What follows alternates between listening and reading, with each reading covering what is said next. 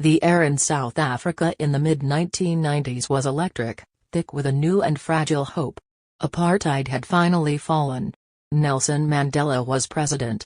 The entire nation was buzzing, collectively exhaling after holding its breath for decades. It was a moment of profound, hard-won possibility.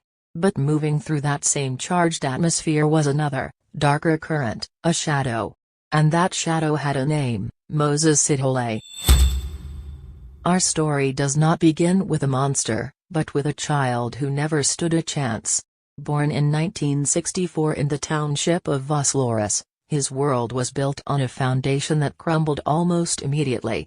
His father died when he was just 5 years old, a catastrophic loss that stole away security and structure. Then came an even deeper betrayal. His mother, unable or unwilling to care for him, abandoned Moses and his siblings at an orphanage. Imagine that moment, the ultimate rejection, being thrown into the deep end of life with no life jacket.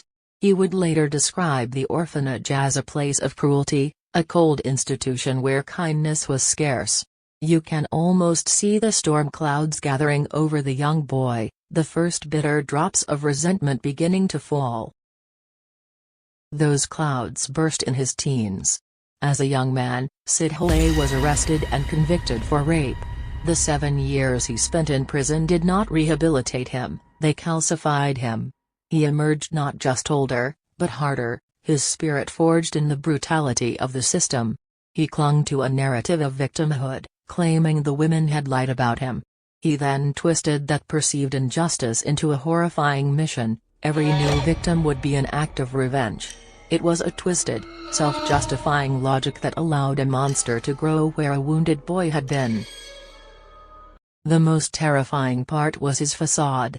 On the surface, Moses Sithole did not look the part of a monster. He was polite, mild-mannered, and unnervingly composed. He crafted the perfect camouflage, establishing a fake non-governmental organization he called Youth Against Human Abuse. The name sounded noble, like a charity dedicated to lifting people up. But it was not a lifeline. It was his hunting ground, a trap designed to lure the most vulnerable. Between 1994 and 1995, as the nation celebrated its rebirth, Sithole sprang that trap with relentless efficiency. The press dubbed them the ABC murders for the areas he terrorized: Atteridgeville, Boksburg, and Cleveland. The exact order was messy, debated by investigators, but the horrifying result was crystal clear. He would place fake job advertisements, preying on the hopes of women seeking a better life in the new South Africa. He would lure them to isolated fields under the pretense of an interview. Then, the nightmare would begin: assault, rape, and finally, strangulation, often with their own underwear, a signature of intimate, profound cruelty. In one of his most heinous acts, he left a toddler to die alone beside her murdered mother. That single act seemed to cross every remaining line of humanity. The nation's buoyant hope began to curdle into a palpable panic. The bodies piled up, over 30 confirmed victims. Families were shattered by grief, and communities looked over their shoulders in fear. The killer seemed like a ghost, a malevolent spirit haunting the new democracy. Adding a layer of unimaginable cruelty, Sithole would sometimes telephone his victims' families in the morning, not to confess, but to taunt them, to revel in their pain.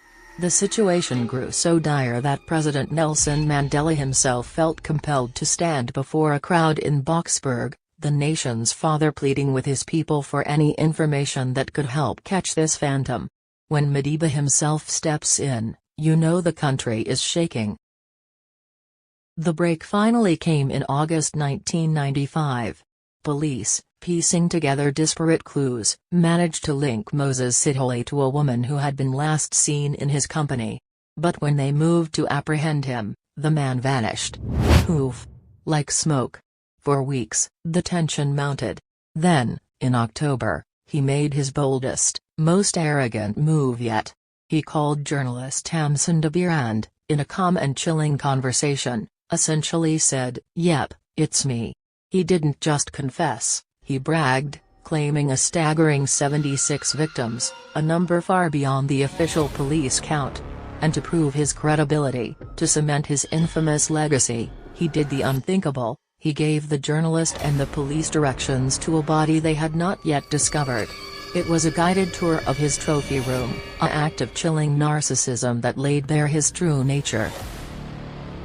The end of the chase came in Johannesburg. Police cornered their prey.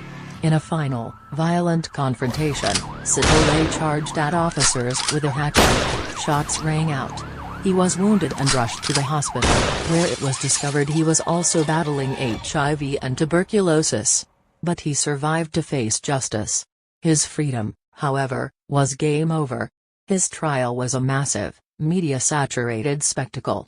Tamsin De Beer testified, recounting the haunting phone call. The forensic and circumstantial evidence stacked up like bricks, building an impenetrable wall around him.